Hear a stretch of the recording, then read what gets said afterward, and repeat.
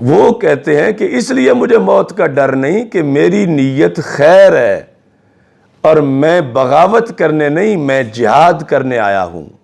اذا ما نوا خیرا وجاہد مسلما۔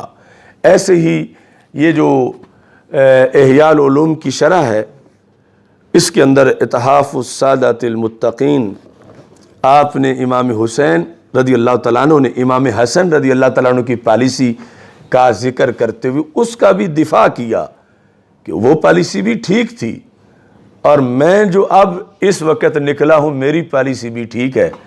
اور اس پر یہ جو 491 صفحہ ہے جلد نمبر 7 کا، اس میں آپ نے اس سلسلہ میں پوری وضاحت کی، اور یہ امور حضرت امام حسین رضی اللہ تعالی عنہ نے واضح کیے کہ اس وقت جو میری صورتحال ہے میں اس پر یعنی پورا اجتہاد کر کے دلائل سے آگے بڑھ رہا ہوں۔ ابھی میں وہ تفصیل بیان کرتا ہوں۔ یہ جو ذہبی نے، پہلے اس کا ذکر کر کے کہ ذہبی نے جلد نمبر 4 صفحہ نمبر 423 پر یہ لکھا ہے کہ امام حسین رضی اللہ تعالی عنہ نے کربلا میں خطاب کیا۔ اس میں کیا تھا؟ یعنی حالات جو لوگ کہتے ہیں کچھ تھا ہی نہیں تو کیوں نکل پڑے؟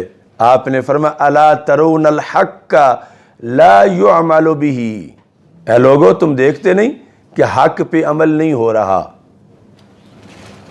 لا يعمل به والباطل لا يتناهى عنہ، اور باطل سے رکا نہیں جا رہا۔ حق یہ تھا کہ باطل سے اجتناب کیا جاتا اور حق پہ عمل کیا جاتا، تو یہاں الٹ ہو چکا ہے۔ حق جو ہے اس پر عمل نہیں کیا جا رہا اور باطل سے رکا نہیں جا رہا۔ پھر فرمایا اس وقت تو پھر مومن کو موت سے جا ملنا چاہیے۔ اس پر آپ نے وہ تاریخی جملہ بولا جس کا کوئی توڑ نہیں ہے، نہ روافض کے پاس، نہ خوارج کے پاس، اور نہ ان کے حاشیہ برداروں کے پاس۔ اس پر آپ نے فرمایا انی لا اری الموت الا سعادتا والحیات مع الظالمین الا جرما، کہ کلمات حسر سے یہ کہا کہ اب یزید سے ٹکرا کر شہید ہو جانا میرے نزدیک 100% سعادت ہے۔ یعنی یہ بدبختی نہیں ہے، یہ ہلاکت نہیں ہے، یہ نقصان نہیں ہے، یہ سعادت ہے۔ اب اندر کتنا پختہ جذبہ تھا دین کا، جو مفادات کے لیے نکلا ہو وہ تو سب سے پہلے جان بچاتا ہے، کہ مفادات کا فائدہ تو تب ہے جب جان بچے گی، جان ہی نہ بچے تو پھر مفادات کیا کرنے۔ آپ فرماتے ہیں میری پالیسی یہ ہے 100% کہ میں موت کو سعادت سمجھتا ہوں، والحیات مع الظالمین الا جرما، ظالموں کے ساتھ مل کے زندہ رہنے کو میں 100% جرم سمجھتا ہوں۔ ظالموں کے ساتھ مل کر مثلا یزید کی حمایت کر کے زندہ رہنے کو، یہ نہیں 50-50 کے 50% جرم ہے 50% نہیں ہے، میں 100% اس کو جرم سمجھتا ہوں۔ تو میرے نزدیک اب حیات سے وفات اچھی ہے، چونکہ حیات اس طرح کی مل سکتی ہے کہ میں یزید کی حمایت کر دوں، تو مجھے ایسی حیات نہیں چاہیے، چونکہ ایسی حیات جرم ہے۔ اور میرے نزدیک اس وقت جو باطل سے ٹکرا کے موت آئے، میں اس کو اپنے لیے سعادت سمجھتا ہوں۔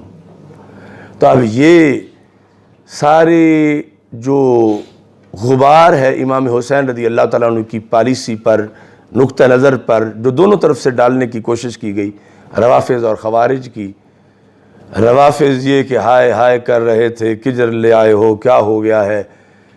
تو جو موت سے یوں گفتگو کرے، اب الموت تخوفنی، ہوش کر، ڈرانا حسین کو ہے تو یہ تو چھوٹی سی موت ہی اٹھائے پھرتا ہے۔ یعنی موت سے یوں ہم کلام ہوں اور کہوں کہ میرے نزدیک تو 100% سعادت ہے، اب وہ چھٹی کب مانگیں گے؟ اور ایسا بندہ جو ہے مفادات کے لیے نکلا ہوا تو اتنی اس قدر اس حمیت کے ساتھ گفتگو نہیں کر سکتا۔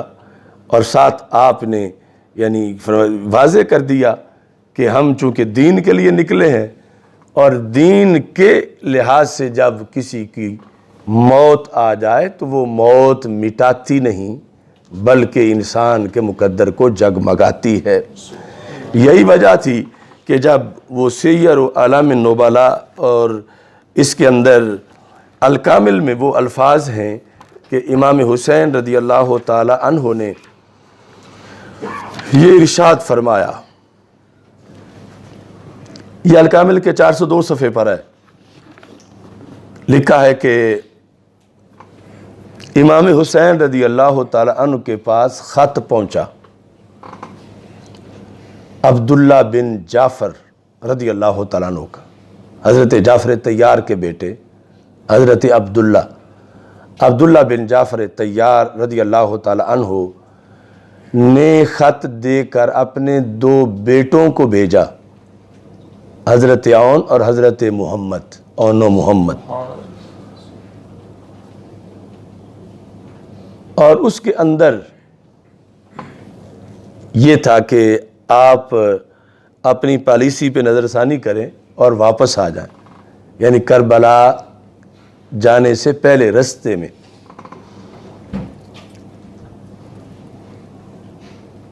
اور اس کے اندر ان کا جذبہ یہ تھا کہ اگر آج آپ کی وجہ سے ہم اہل بیت کا نقصان ہو گیا اے حسین، تو پھر بہت بڑا نقصان ہوگا۔ فَإِنِّي مُشْفِقٌ عَلَيْكَ مِنْ هَذَا الْوَجْهِ، کہ مجھے آپ کے لحاظ سے یہ تشویش ہے، أَن يَكُونَ فِيهِ هِلَاكُكَ وَاسْتِئْصَالُ أَهْلِ بَيْتِكَ، کہ کہیں آپ اس کے اندر شہید نہ ہو جائیں اور آپ کے اہل بیت کو جڑ سے نہ کاٹ دیا جائے، یعنی ہر بچہ شہید نہ کر دیا جائے، مجھے یہ تشویش ہے۔ اور یہ کہا ان ہلکت اليوم، آج اگر تم شہید ہو گئے تو فیا نور الارض، زمین کا نور بجھ جائے گا، زمین کا نور بجھ جائے گا۔ فإنک عالم المہتدین ورجاء المؤمنین، تم ہدایت یافتہ لوگوں کا جھنڈا ہو اور تم مسلمانوں کی امیدوں کا مرکز ہو۔ فلا تعجل بالسیر، تو جانے میں جلدی نہ کریں۔ فإن فی اثر کتابی والسلام، خط کے بعد میں خود بھی آ رہا ہوں، تو پہلے خط بھیج رہا ہوں، تو آپ جہاں خط پہنچتا ہے وہاں ہی ٹھہریں، میں بھی آ رہا ہوں۔ اور پھر خود پہنچے حضرت عبداللہ بن جعفر رضی اللہ تعالی عنہ، عبداللہ بن عباس، عبداللہ بن عمر، عبداللہ بن